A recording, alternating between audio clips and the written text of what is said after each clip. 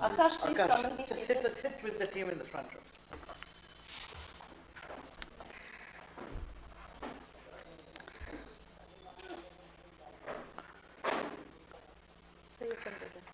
Good afternoon to all of you. I have great pleasure in introducing Professor M.V. Rajiv Gowda and his team, consisting of Akash Satyavali, Sneha Elizabeth Koshi, Ashmi Sharma, and Ishan Krishna.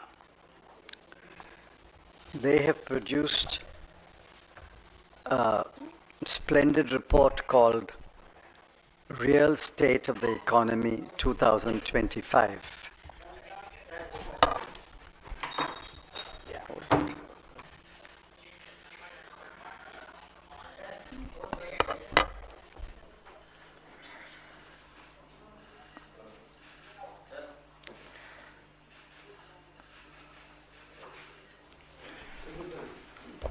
Many of the facts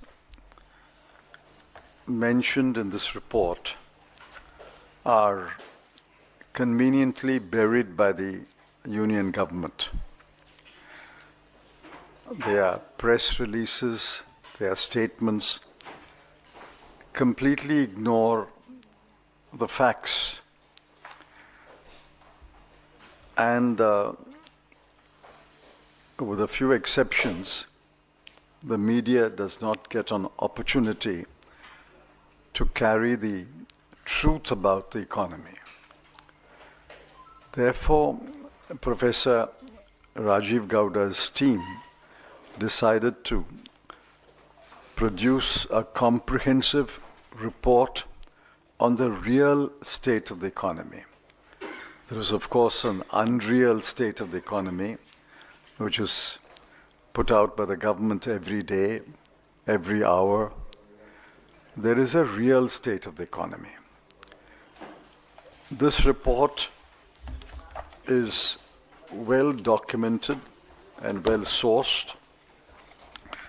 It runs to about 95 pages, but there is an executive summary of about 9 pages. I urge all of you to read the executive summary and report on that basis.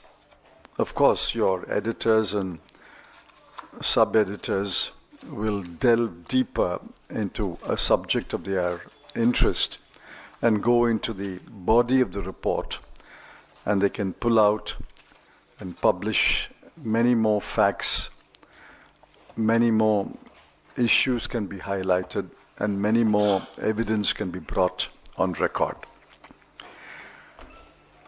Briefly, the economy is in a slowdown. That cannot be denied at all. However much the government may try to do that, the economy is a slowdown, and it is maybe falling up to 2% of the previous year's growth. The second important factor is there are no jobs. Youth employment is perhaps close to 40%. Among graduates, unemployment rate is close to 30%. There are no jobs. Despite the letters handed over from time to time by the Honorable Prime Minister, that jobs are being created. Those letters of appointment are filling jobs already vacant. They are not creating jobs. The third is wages have stagnated for 4 or 5 years, especially rural wages, agricultural wages, daily workers. Wages have stagnated for 4 or 5 years. In the meanwhile, inflation is raging. look at food inflation, education inflation, and healthcare inflation. All are in double digits. Food, education, and healthcare inflation are in double digits. While inflation has been raging for 2 or 3 years, and in many cases in double-digit inflation, yet the wages have stagnated. And finally, there's huge inequality. Nobody's denying that the upper crust of 1% is extremely wealthy. I concede even the middle class, the top 20 or 30% may be better off. But what about the remaining 70%? The population lives on about 100 to 150 rupees a day. That is 50% of India's population lives on about 100 to 150 rupees a day. There's huge inequality. And that gap between the rich and the poor is growing. And government has done nothing to address this inequality. Now we can go examine the reasons why we have come to such a pass. But a budget analysis of the last 6 or 7 years will show that the government expenditure on health, education, both higher education and school education, social welfare and rural development has fallen year after year since 2017-18. Allocations for major welfare programs have fallen steeply over the last 7 to 8 years. With that brief introduction, I request Professor Rajiv Gowda to make a very, very brief PowerPoint presentation, and then we can take a few questions at the end. Thank you.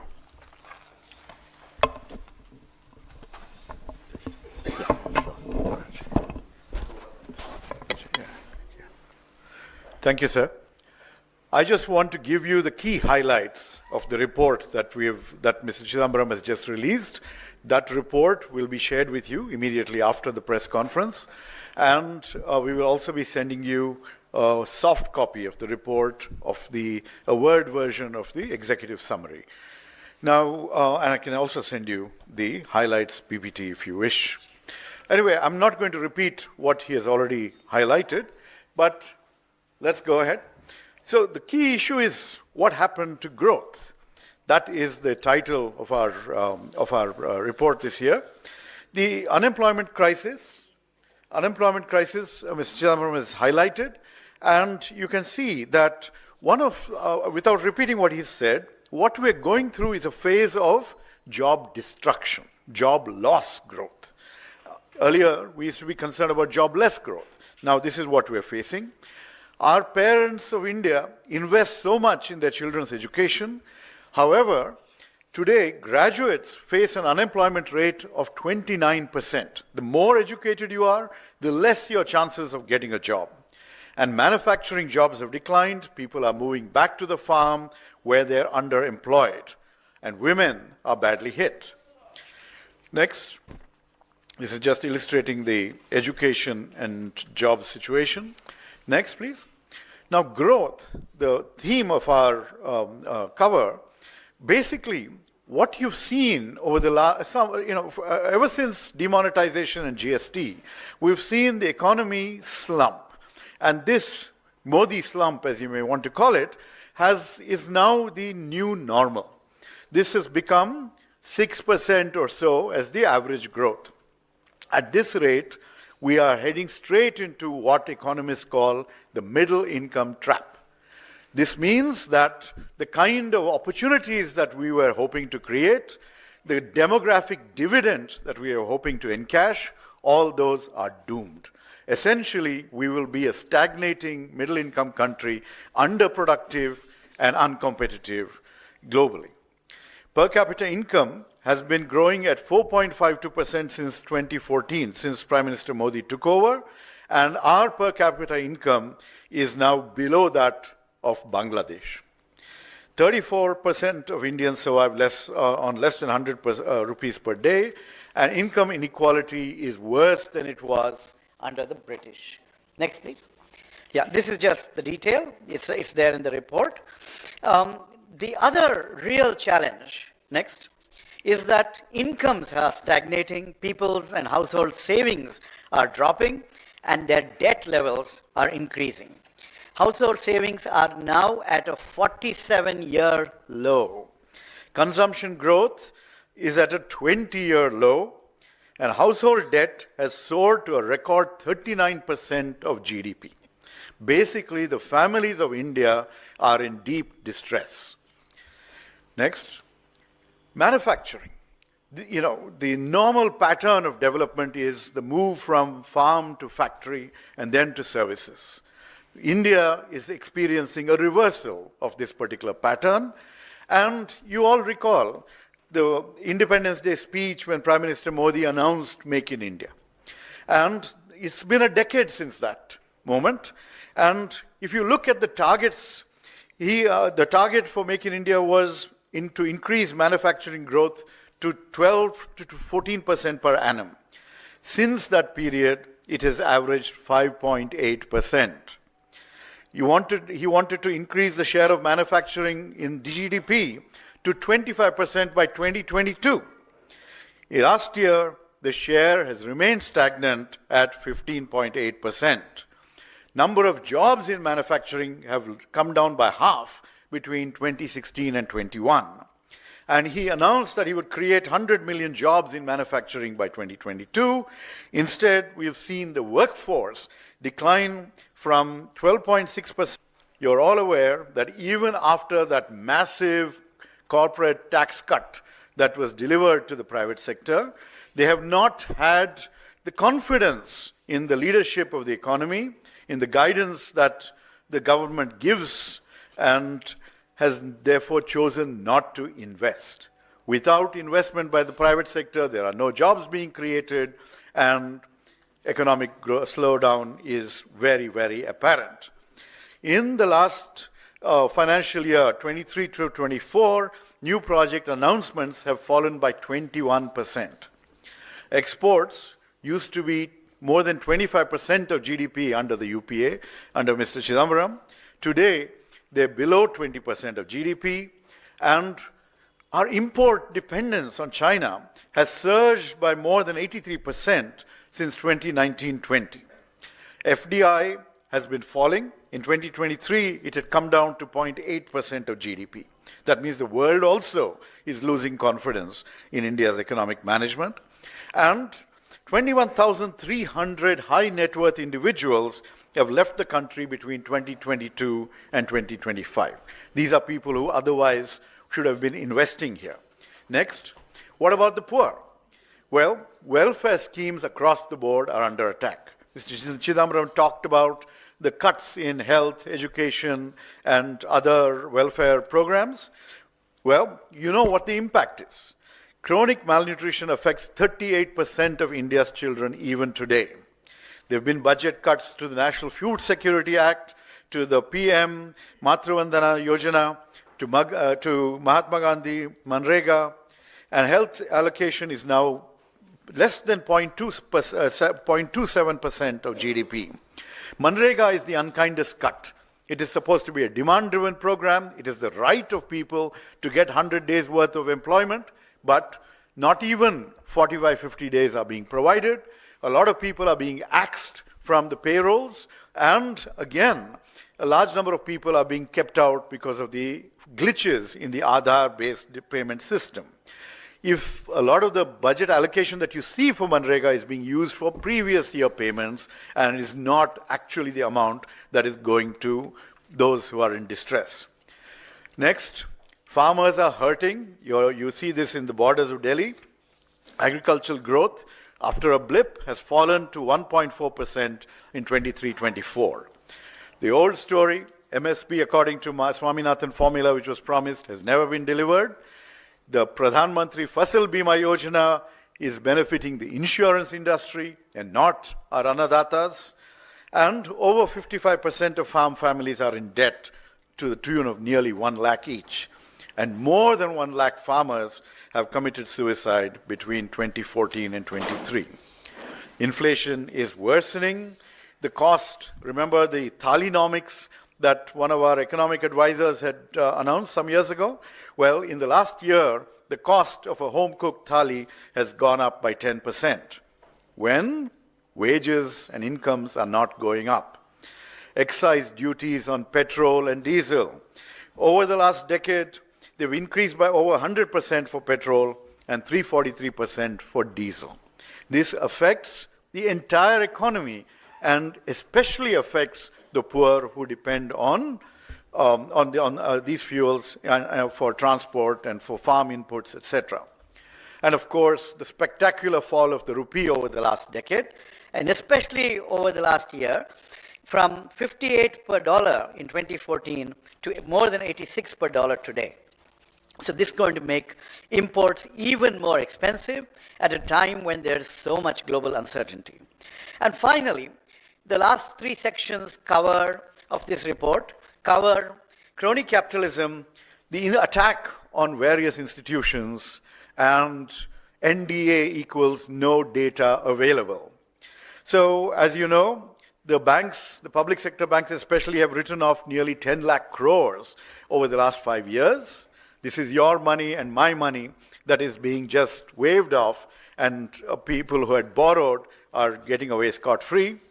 The Adani Group, the government's favorite group, their debt has gone up by more than 1.1 lakh crore, and the substantial investments in these companies is from our own Life Insurance Corporation of India and the State Bank of India. One of our former deputy governors of the Reserve Bank, Viral Acharya, he has published a report showing that 5 groups are monopolizing 40 major sectors of the economy. So what you're seeing is concentration rather than dispersion and competition within the economy.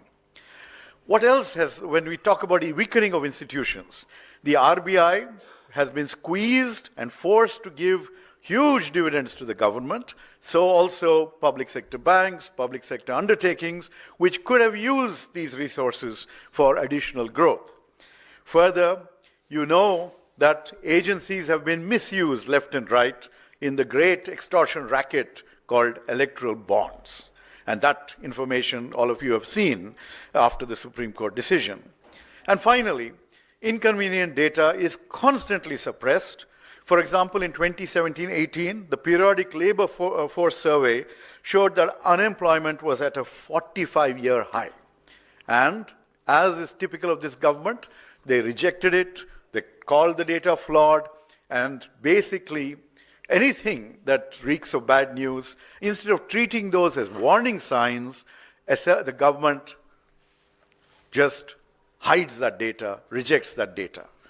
Basically, the emperor has no clothes, the economy is in deep distress. I now request Supriya Shri to speak to you about this and give you the highlights in Hindi. Oh, sorry.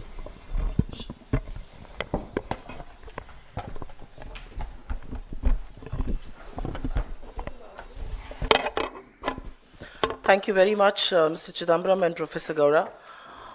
आप सब लोगों को मेरा नमस्कार। अगले 48 घंटे में union budget आना है और कल इकोनॉमिक सर्वे आएगा और हवाई बड़े बड़े दावे किए जाएंगे, लेकिन असलियत क्या है उसका संक्षिप्त विवरण मैं हिंदी में कर देती हूँ। श्री चिदम्बरम ने आपको डिटेल्ड एक समरी अंग्रेजी में दी और प्रोफेसर गौड़ा ने आपको डेटा और तथ्यों के साथ, आंकड़ों के साथ ग्रोथ से लेकर नौकरी तक समझाया। लेकिन क्या यह सिर्फ आंकड़ों की बात करने की प्रेस कॉन्फ्रेंस है?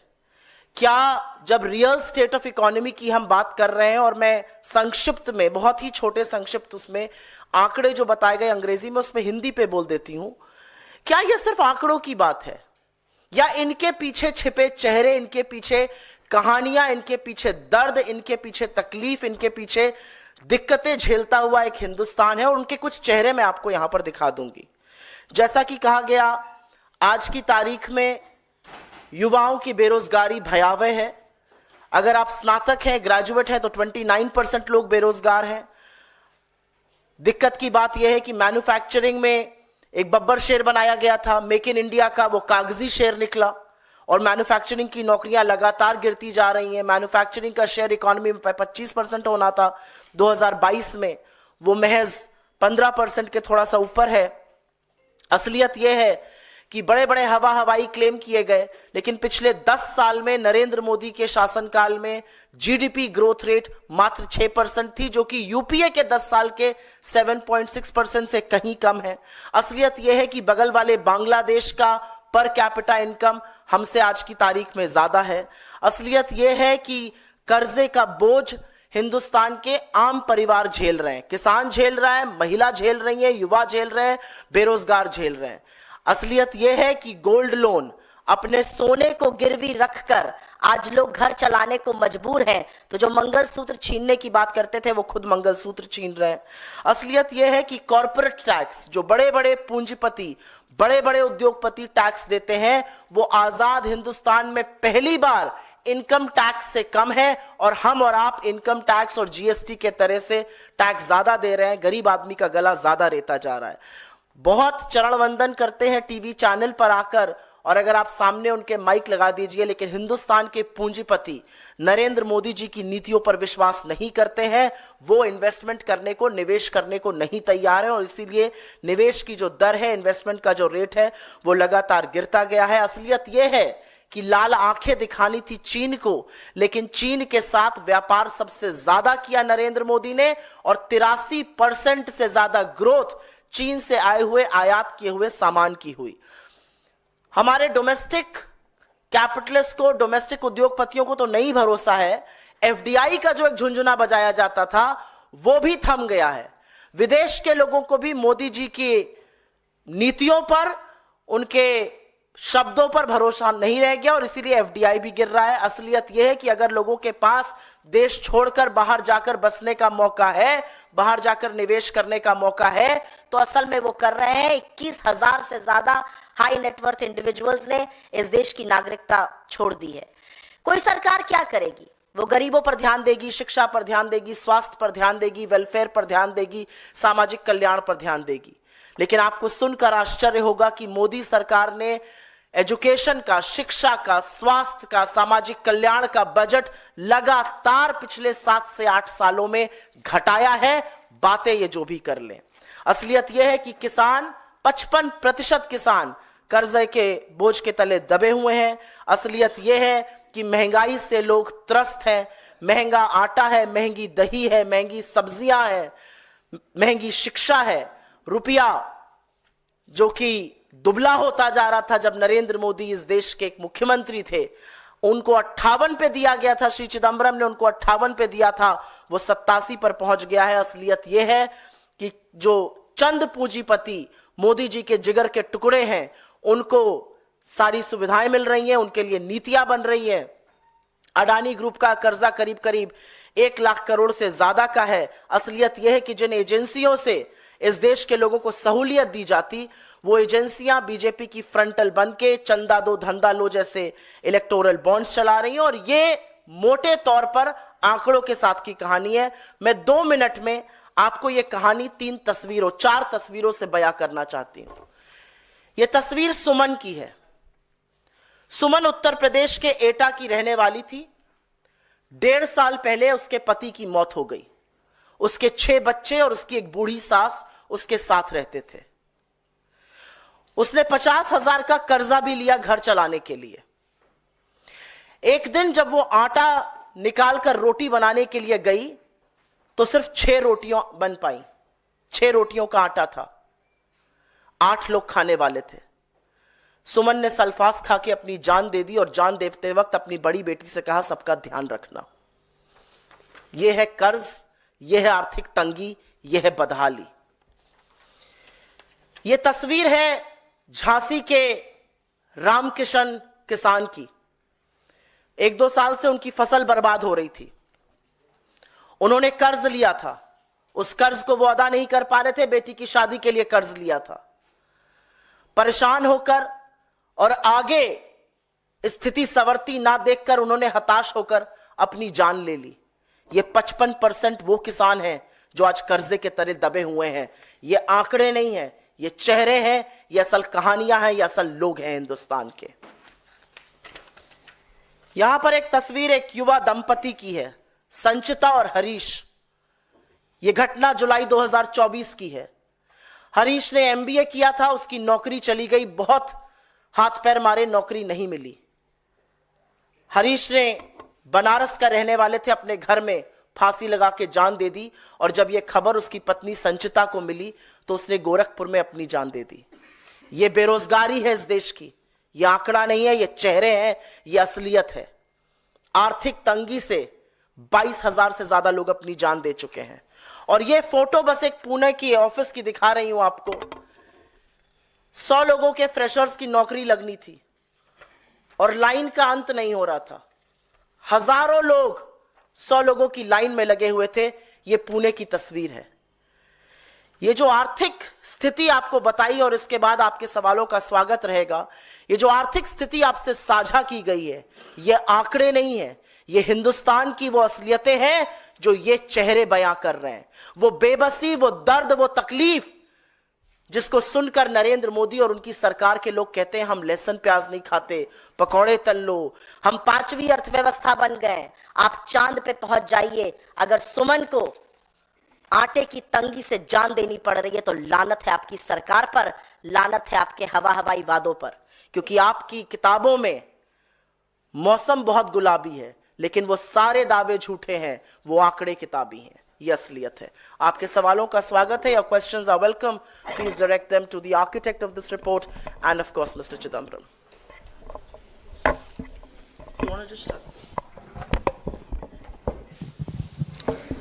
So, Chidambaram sir, you highlighted the state of the Indian economy. Considering that it's going to be, she's presented a series of budgets. And what are your expectations from the union budget this time around? It's going to be the second in the Modi 3.0. It will be Modi 3.0. I actually called it Modi 2.1. I don't think there is a radical change from Modi 2. Unless they accept the realities of the Indian economy, they will continue to trudge on the same path, which is what I fear, which is what I criticize. Unless they change their approach to growth and development, and they adjust their fiscal and monetary policies accordingly, I'm afraid it'll be more of the same, but I don't wish more of the same. I hope that they will change, but if they have not changed until yesterday in their pronouncements, there is barely 48 hours for them to change.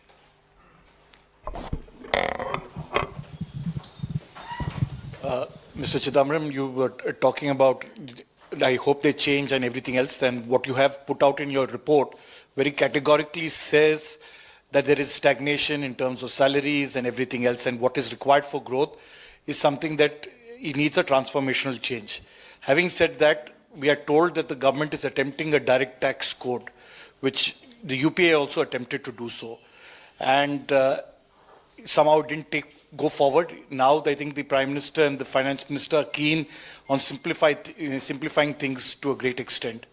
Do you think that this will help to give a new fervor to the middle class, which has been stagnating in the last, as per your report, and has been seen with growth really going forward, not going forward? Direct taxes are a small part of the economy. The number of people who pay income tax, which is what the direct taxes code is, the number of people who pay income tax is about 8 crore or so. And out of them, little over 5 crore file nil tax returns. So the direct taxes code really applies only to about 3 to 4 crore people. I welcome a direct taxes code. We attempted, Mr. Pranab Mukherjee attempted, but it failed. Failed because the BJP leaders in the Lok Sabha and Rajya Sabha told me that they have no appetite for any more reform. This is in 2013-14. I'm quoting the words, we have no appetite for any more reform, and if the Dr. Manmohan Singh government brings major reform bills, we're not going to support it. The direct taxes code could not have been passed without the opposition support at that time, because the government did not have an absolute majority. The Congress did not have an absolute majority in both houses. So I will welcome the attempt to introduce a direct taxes code, but if the direct taxes code is going to be a similar exercise like the so-called IPC, CRPC, Indian Evidence Act revisions, it's a waste of time. Because as you know, 90 to 99% of the old 3 laws were cut and pasted into the new law. If the present Income Tax Act is going to be cut and pasted 90 or 95%, it's a waste of time.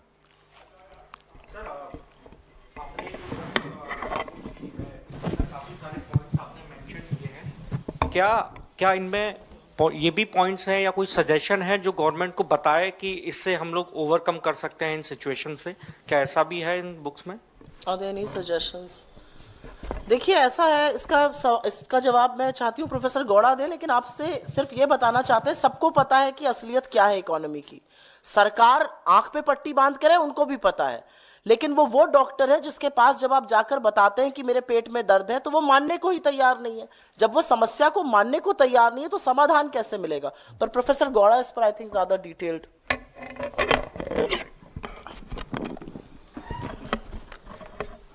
Our job is to tell the truth about the economy and to lay out the facts.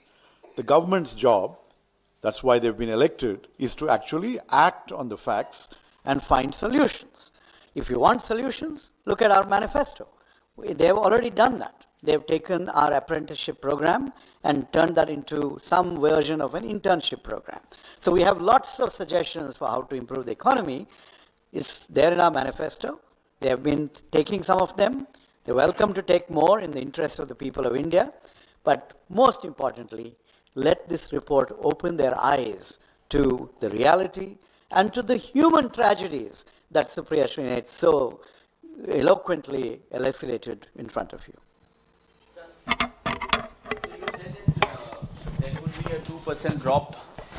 So you said that there could be a 2% drop in the GDP levels. I said there has been. There has been a 2% drop. So going forward, do you also fear that the economy could go into recession? And how do you look at the government's claims that it is one of the fastest growing economies and so on? The economy will not go into a recession.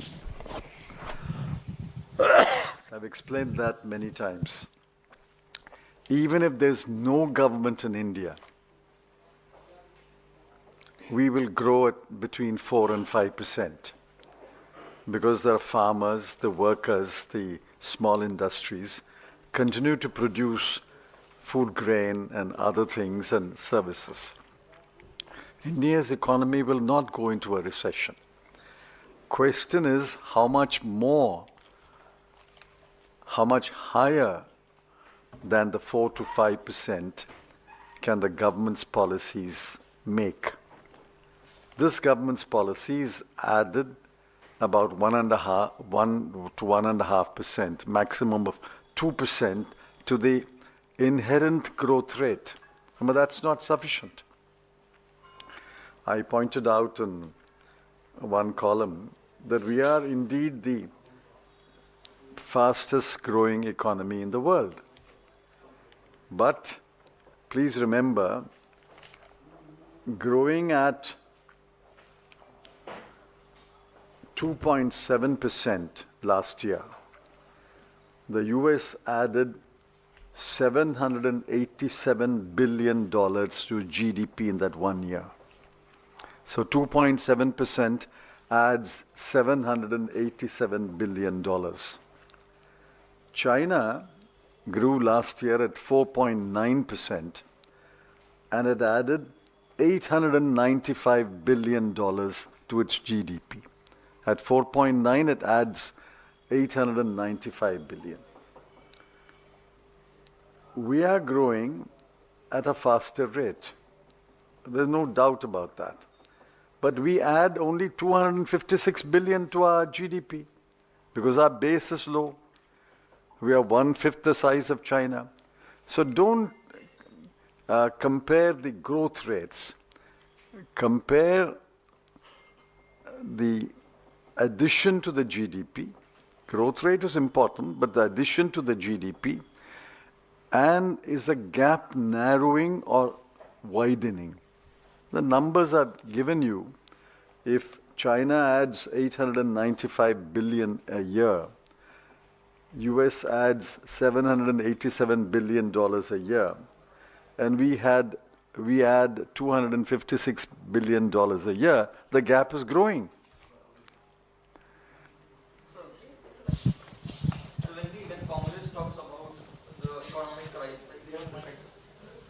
when Congress talks about the economic side, yeah, an argument comes from the opposition side, be it the BJP or the other parties, is that if so my question is basically when Congress talks about the economic slowdown and everything, an argument that comes from the opposition side, from the BJP, is that if you have such experts from the Congress side, why not work on the Himachal Pradesh government? Why not talk about the physical dip that is going on in Himachal Pradesh? So what is Congress doing in that? They're saying that the BJP says that if you have such great economists, why don't you work in Himachal Pradesh where things are falling? So that's not true actually. But we are talking about India's economy. Fiscal policy of India is not decided by a state government. Monetary policy is not decided by the state government. Direct taxes are not decided by the state government. GST, state governments have a role, but it's overwhelmingly weighted in favor of the central government. Therefore, we are talking about the national economy, the India's economy, and you turn around and repeat their question, why don't you work on Himachal Pradesh? Himachal Pradesh is not an independent country. So in last 10, 11 years, unemployment has been one major issue that opposition has been raising. As a former finance minister, what do you think, what's wrong with the government's approach in terms of addressing this issue? And any suggestions that you would like to make to the government of India to address this issue? If I make a suggestion, it will be shot down. So the best suggestion is not to make it. An extension to that question on unemployment, Mr. Gora, because it's one of the issues that you've red flagged in your report. Could you highlight the particular areas or the areas of concern where the unemployment slump is more? And also, you also come from Bengaluru. So the Indian government is talking about digital transformation and how it's going to peg up the economy and employment. So how is the economy faring on that front as far as employment is concerned? So when you look at the various sectors of the economy, you see that more growth of jobs is happening in agriculture. Now, agriculture generates just 15-16% of overall GDP, has to support nearly 50% of the population. So this is a very unproductive or underproductive allocation of people and resources. Okay? What we need is to shift people from agriculture to manufacturing.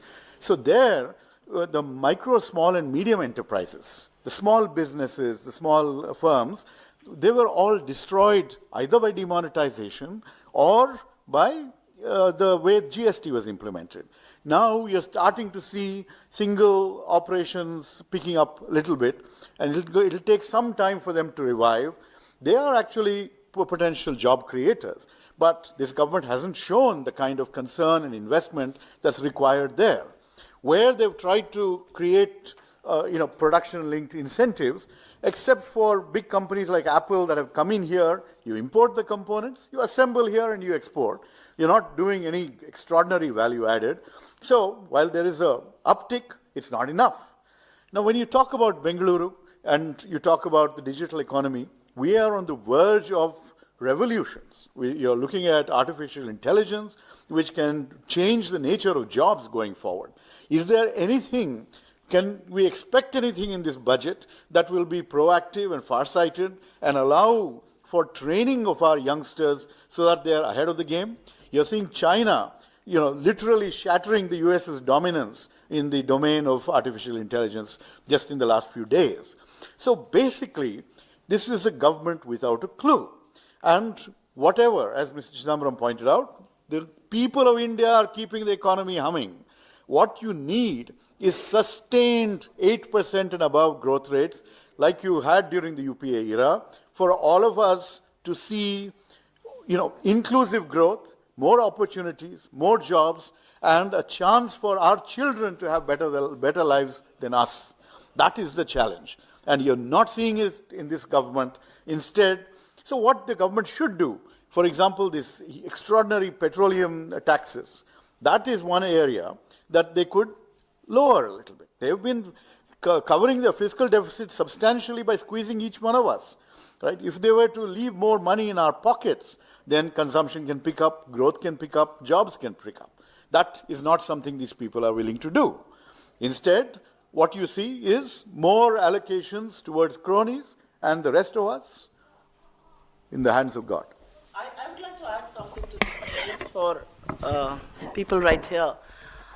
मुझे बहुत खुशी है कि आज अर्थव्यवस्था पर आप लोग इतने सारे उत्सुक सवाल पूछ रहे हैं. आप सब जानते हैं असलियत क्या है, आप देखते हैं असलियत क्या है सड़कों पर, आप वो सवाल पूछ रहे हैं. लेकिन आपके जो साथी प्राइम टाइम शोज करते हैं, डिबेट्स होते हैं, मैंने तो एक डिबेट महंगाई पर होते हुए नहीं देखा.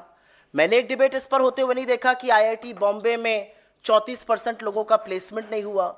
मैंने डिबेट होते हुए नहीं देखा कि किसानों की एमएसपी नहीं है, उन पर इतना कर्जा है. मैंने डिबेट होते हुए नहीं देखा कि हाउस होल्ड सेविंग्स 50 साल में अपने सबसे निचले स्तर में है.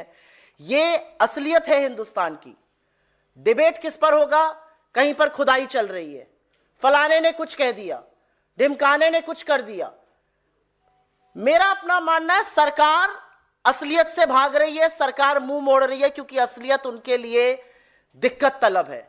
लेकिन इस देश का जो चौथा स्तंभ है, जो मीडिया है, वो भी मुद्दों से भागकर मुद्दों से ध्यान इसलिए भटका रहा है क्योंकि सच जो सामने आएगा, जो ऐसी रिपोर्टें हैं जिसमें यह सच कैद है, वो रिपोर्टें असहज करती हैं सरकार को. मैं आप में से बहुतों के न्यूज चैनल पर जाती हूं और वहां पर जब मैं तथ्य और आंकड़े रखने लगती हूं तो तुरंत डिबेट को दूसरी तरफ मोड़ दिया जाता है या ब्रेक ले लिया जाता है. तो मुझे लगता है कि मीडिया जो 2014 से पहले अर्थव्यवस्था पर उत्सुकता दिखाता था, सवाल पूछता था, डिबेट करता था, कटघरे में खड़ा करता था, इस प्रेस रूम के बाहर निकलकर भी ऑन स्क्रीन ये काम जरूर होगा. Do you want to answer any other questions other than this? What other questions? Ask. We want to stick to this report today. What is the source data based on which This data is sourced often from government data, Ministry of Statistics and Program Implementation, World Bank, media reports, everything that is in public, Press Information Bureau. This is all publicly. Many of the footnotes give the source. Yeah. Footnotes give the source. On every page. Just a moment. For example, it says Economic Survey, NSSO Survey, Ministry of Statistics. It also gives the Times of India as a source. But I hope one of you represent the Times of India and you don't disown your source. Therefore, the source is given in several footnotes, and I can count several footnotes in each chapter. So it's not as though we have written this report, or Professor Gowda's team has written this report without acknowledging and indicating the source. Thank you very much. Thank you. Thank you.